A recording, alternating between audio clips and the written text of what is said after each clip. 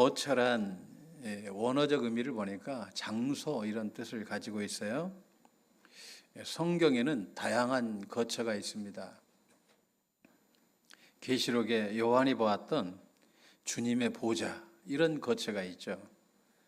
바울이 보았던 삼층천, 정말 우리가 알 수 없는, 볼 수 없는 그러한 거처가 있습니다. 아담과 하와가 살았던 에덴 동산, 하나님께서 주셨던 최고의 거처, 인간에게 주셨던 최고의 거처이기도 합니다. 이스라엘 백성들에게 주었던 바로 가나안 땅도 하나님이 주신 거처입니다. 우리 인간에게는 좋은 거처도 있고 나쁜 거처도 있습니다. 그런데 우리 예수님께서는 좋은 거처를 주기 위해서 이 땅에 오셨다는 사실을 우리가 잊지 않길 원합니다. 오늘 14장을 보게 되면, 전체를 보게 되면 예수님께서 세 명의 제자들에게 말씀합니다. 이 거처에 대해서 너희가 이 거처를 알아야 되고 또 이 거처 속에 들어가야 되고 거처의 삶을 살아야 된다는 것을 세 명의 제자들에게 주님의 말씀으로 나누는 것을 보게 됩니다. 첫 번째 도마에게, 두 번째는 빌립에게, 그리고 세 번째는 가룟 유다가 아닌 유다에게 오늘 예수님께서 친히 말씀을 하시면서 그들에게 자세히 설명을 하고 있어요. 예수님께서 2절에 그렇게 말씀합니다. 너희가 근심하지 말라. 그렇게 말씀하시면서 하나님을 믿으니까 나를 믿어라. 내 아버지 집에 거할 곳이 참으로 많다. 그리고 내가 너희에게 이야기하는데 내가 너희를 위하여 거처를 예비하러 간다. 이렇게 말씀하셔요. 준비하러 가신다는 거죠. 그때 도마가 지극히 인간적인 대답을 합니다. 예수님이 어디로 가시는지 저희도 모르는데 저희가 그 거처가 어디 있는지 어떻게 알겠습니까? 예수님께서 거처 하시는데 그 거처가 도대체 어디 있는지 알겠습니까? 또 그리고 어디로 가야 되는지 저희가 어떻게 알겠습니까? 이렇게 이야기할 때 예수님께서 내가 길이고 진리고 생명이다. 그 거처는 다른 이로 갈 수 있는 것이 아니라 나를 통하여만이 갈 수 있는 곳이다. 이렇게 말씀을 하지요. 너희가 이 길을 알았더라면 하나님 아버지께도 그 하나님 아버지를 너희가 알았을 것이다. 그러니까 지금 너희가 하나님을 믿는다고 하지만 실상은 하나님을 잘 모른다는 거죠. 너희가 이 거처에 대한 의미를 알았다면 진짜 하나님을 알았을 것이다. 그죠? 추상적인 것이 아닌 현실이라는 거죠. 현실의 하나님, 나와 함께 하시는 하나님, 실존의 하나님이 너희 안에 있다라는 사실을 너희가 알았을 것이고 믿었을 것이다. 이렇게 이야기하니까 옆에 있던 빌립이 엉뚱한 소리를 합니다. 8절에 그러면 하나님을 우리에게 보여주세요. 이래 버리는 거죠. 그러니까 이게 지금 제가 묵상하다 보니까 정말 이 거처의 의미를 모르면 우리가 신앙생활을 한다고 하지만 제대로 할 수 없다는 거죠. 우리가 신앙생활 잘한다고 생각하지만 실상은 전혀 하나님과 상반된 그러한 길을 걸어갈 때가 많다라는 거죠. 우리가 잘한다고 하지만 실상은 하나님 보시기에는 엉뚱한 길로 갈 때가 있다는 거죠. 지금 제자들이 그런 모습이에요. 아버지 보여주세요. 그러면 그러니까 예수님께서 뭐라고 말씀하셔요? 아주 이게 중요한 말씀인데 9절에 나를 본 자는 아버지를 보았다 이렇게 말씀을 합니다. 이게 바로 거처에 대한 아주 가장 중요한 말씀이다. 이렇게 말씀을 하는 거죠. 이걸 깊이 묵상하다 보니까 이 거처에 대한 것들 좀 자료를 좀 찾아보니까 엉뚱하게 다들 설교하는 거예요. 이건요, 장소에 대한 개념이 아니에요. 관계에 대한 부분이에요. 관계. 여러분, 오늘 예수님께서 새로운 거처는 장소적인 개념이 아닌 관계적인 개념으로 우리에게 적용하고 계시다는 사실이죠. 11절에 그렇게 말씀합니다. 이 새로운 거처에 대한 이해를 못하니까 제자들에게 그렇게 말씀을 합니다. 내가 아버지 안에 거하고 아버지께서 내 안에 계심을 믿으라, 이렇게 말씀합니다. 그러니까 내가 지금 실상은 아버지 안에 있는 것이고 아버지께서 내 안에 계시다.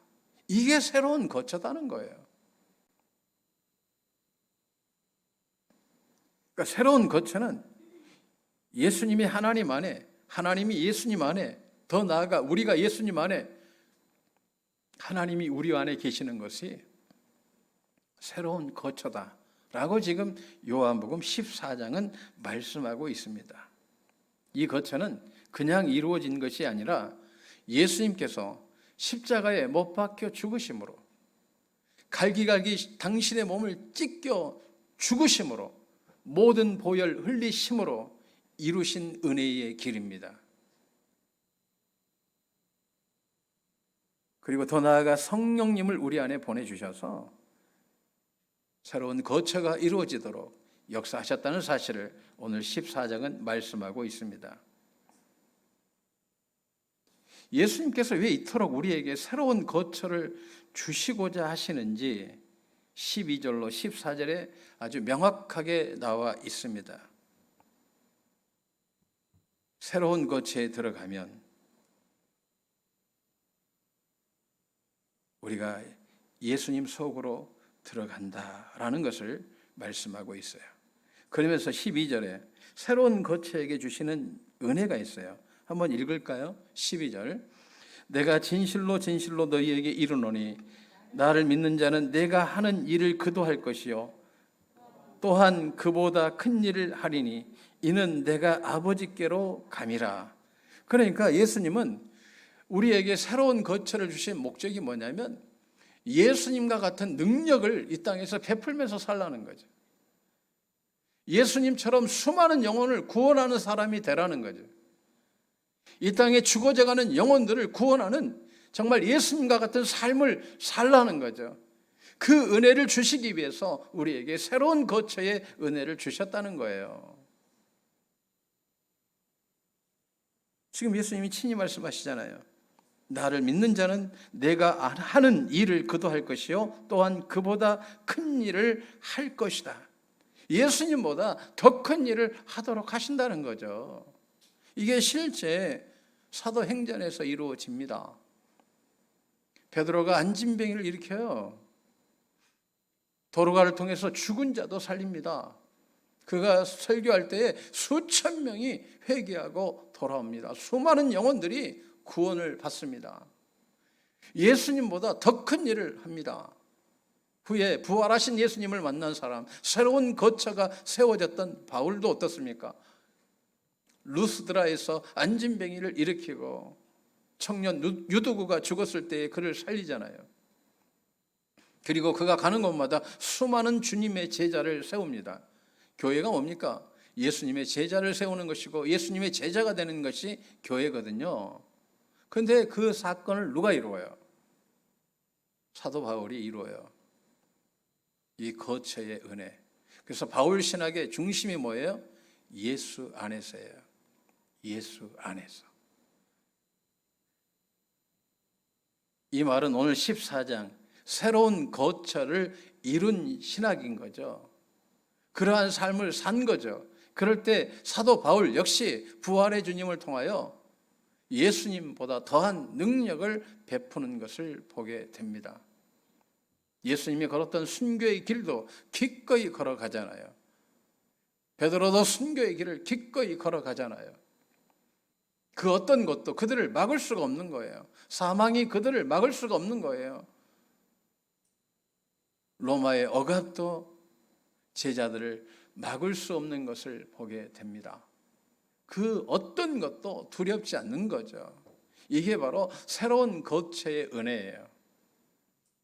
여러분, 하나님께서 여러분에게 수많은 은혜를 주시는데 늘 불안하고 초조하고 늘 불안하고 공포스럽고 그것은 새로운 거처의 은혜가 아니죠. 여러분들이 그 거처 속에 들어가면 평강의 하나님께서 여러분의 생각과 마음을 지켜주실 줄로 믿습니다.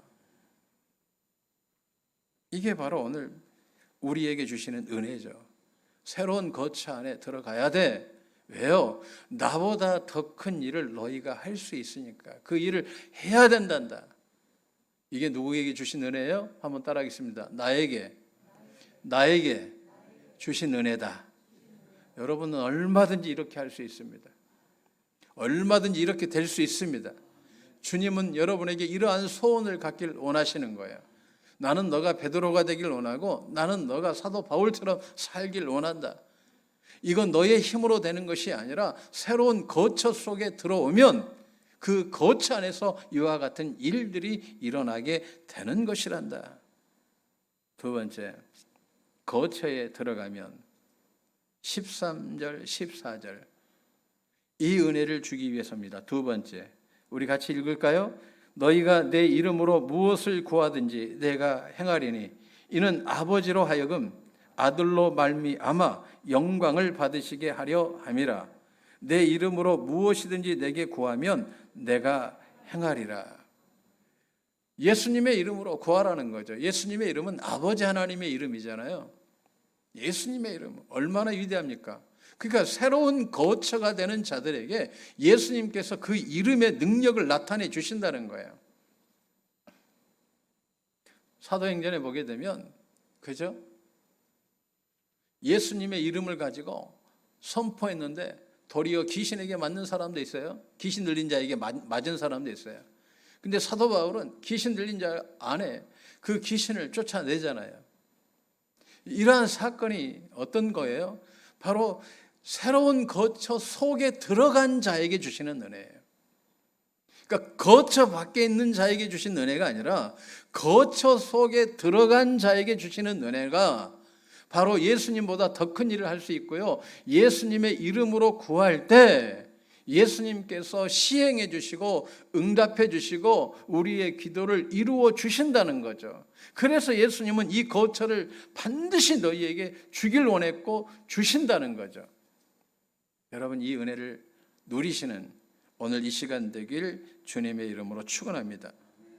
무엇이든지 내 이름으로, 그죠? 내 이름으로 무엇이든지 내게 구하면 내가 행하리라. 그러면 이 거처를 통해서 주시는 은혜 크게 두 가지죠. 예수님보다 더한 일을 하게 하신다. 또 어떤 일이에요? 예수님의 이름으로 구하면 무엇이든지 내가 들어줄 것이다. 얼마나 기가 막혀요. 그런데 이 거처를 이루는 조건을 우리에게 말씀합니다. 이 거처는 이렇게 세우는 거야. 거처 안에 들어간다는 것은 바로 이런 것이야 라고 말씀하는 부분이 있어요. 바로 이게 15절이에요. 15절, 16절, 17절까지 한번 보겠습니다. 너희가 나를 사랑하면 나의 계명을 지키리라. 내가 아버지께 구하겠으니 그가 또 다른 보혜사를 너희에게 주사 너희와 함께 있게 하리니 그는 진리의 영이라. 세상은 능히 그를 받지 못하나니 이는 그를 보지도 못하고 알지도 못함이라. 그러나 너희는 그를 아나니 그는 너희와 함께 거하시며 또 너희 속에 계시겠음이라. 자, 지금 여기에서 아주 중요한 말씀하고 있어요. 뭐냐면, 자, 거처를 세우는 가장 탁월한 길이 지금 그 길이 뭐냐는 거예요. 바로 하나님을 사랑하는 것이라는 거예요. 하나님을 사랑하는 것이다. 다시 한번 볼까요?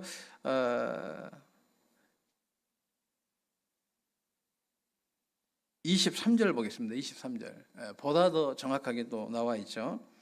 가론 유다가 아닌 22절 유다에게 말씀하셨어요. 이때는 이 거처 어떻게 세울 것인가?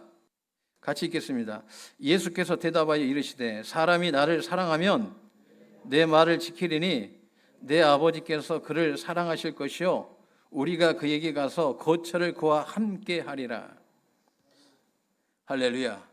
그러니까 24절 다시 한번 보겠습니다. 나를 사랑하지 아니하는 자는 내 말을 지키지 아니하나니 너희가 듣는 말은 내 말이 아니요 나를 보내신 아버지의 말씀이니라. 그러니까 15절에 아주 명료하죠. 그리고 23절에 말씀하고 있어요. 너희가 나를 사랑하고 나의 계명을 지키면 바로 거처가 세워진단다, 이런 이야기예요. 그러니까 거처에 대한 능력, 너희가 나를 사랑하고 나의 계명을 지킬 때, 너희가 정말 나를 사랑하고, 어떻게 해요? 마음과 뜻과 목숨을 다하여 사랑하고 내 이웃을 내 몸과 같이 사랑하는 그 사랑, 그리고 그 사랑을 통하여 지켜지는 계명, 그것을 이룰 때에 너희는 진짜 거처의 삶을 살게 된다. 어떻게 할 수 있습니까? 17절이죠. 바로 성령님이 우리 안에 오셔서 그것을 증거하시고 확증하시고 이루신다는 거죠. 그러면서 한마디로 이렇게 표현합니다. 18절에 고아처럼 버려두지 아니할 것이다. 이 말은 고아가 뭐예요? 부모의 울타리에서 벗어나는 것 아니겠어요? 얼마나 힘들겠어요? 아프잖아요. 어렵잖아요. 울타리 안에, 부모 울타리 안에 있다는 것이 얼마나 좋아요. 마찬가지예요. 우리도 하나님 울타리 안에 거하는 거죠. 이게 새로운 거처예요. 근데 이것을 누가 알게 하신다는 거예요? 바로 성령께서 알게 하시고 깨닫게 하시고 이루신다는 거예요. 언제? 여러분들이 계명을 지키고 또 사랑할 때. 그러니까 우리가 사랑을 잃어버리면 이 거처의 은혜가 없는 거예요. 오늘 이 시대에 가장 불행한 건 뭐냐면 사랑이 없어요. 사랑을 상실한 거죠. 여러분, 우리가 다른 사람에 대한 사랑은 우리가 이야기해요. 성경은요, 우리가 잘 하셔야 돼요.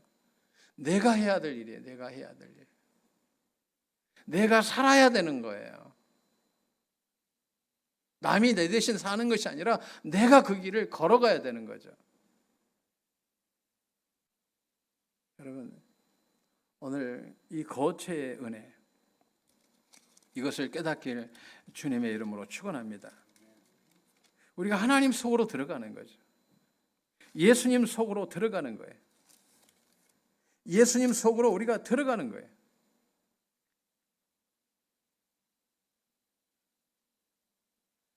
요한 1서 3장 24절 우리 한번 볼까요? 이 사랑에 대해서 아주 중요한 말씀인데 이건 아주 여러분들이 반드시 알아야 되고 늘 새겨야 될 말씀입니다. 자, 우리가 하나님 속으로 들어가는 것 어떻게 할 수 있느냐는 거죠. 너희는 처음부터 들은 것을 너희 안에 거하게 하라. 처음부터 들은 것이 너희 안에 거하면 너희가 아들과 아버지 안에 거하리라. 이게 무슨 말이냐면 바로 이 우리의 구원을 또한 말씀하고 있는 거 아니겠어요? 아버지 안에. 어떻게 아버지 안에 있냐는 거죠. 3장 우리 한번 보겠습니다. 3장 24절 보다도 깊게 나와 있어요.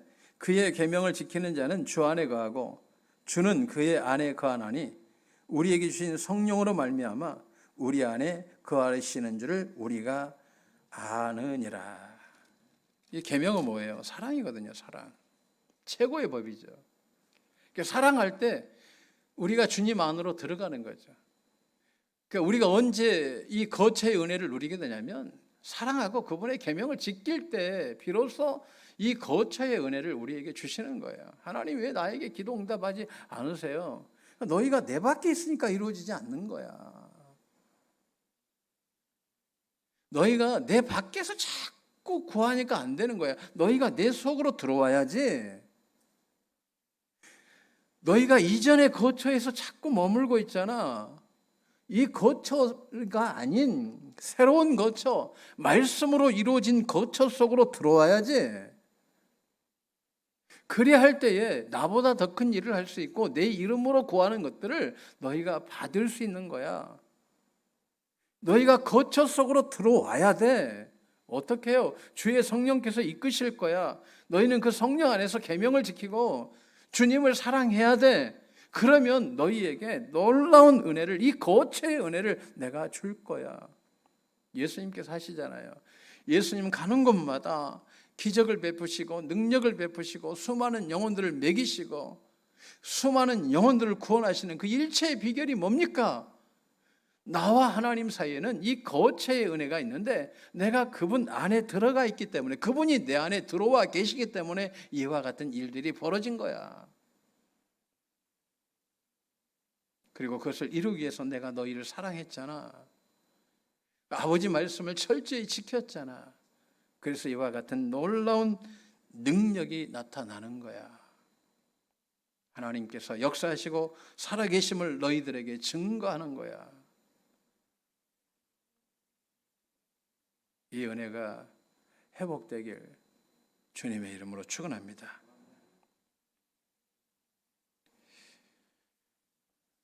말씀을 정리합니다. 예수님을 사랑하고 계명을 지키면 주의 성령께서 이제 장소가 아닌 새로운 관계, 우리가 하나님 안으로, 주님 안으로, 주의 성령 안으로, 또 그분이 우리 안으로 들어오시는 이 새로운 관계적인 장소, 이 거처의 은혜가 우리에게 오는데, 이러한 사람에게 예수님보다 더한 권세를 행할 수 있도록 우리에게 주님께서 친히 말씀으로 허락하셨고, 예수님의 이름으로 구하는 것 받을 수 있게 해주셨고, 더 나아가 성령님과 동행할 수 있는 은혜를 우리에게 주셨다라고 말씀하고 있습니다. 그러면서 주님이 1절에 우리에게 아주 명제를 하나 주는 거예요. 이거 읽고 마치겠습니다. 너희는 마음에 근심하지 말라. 하나님을 믿으니 나를 믿으라. 근심하지 마라. 힘들지? 근심하지 말고 새로운 관계의 거쳐 예수 안으로 들어와라. 그 은혜를 받아 누리시는 우리 모두 되길 주님의 이름으로 축원합니다. 기도드리겠습니다.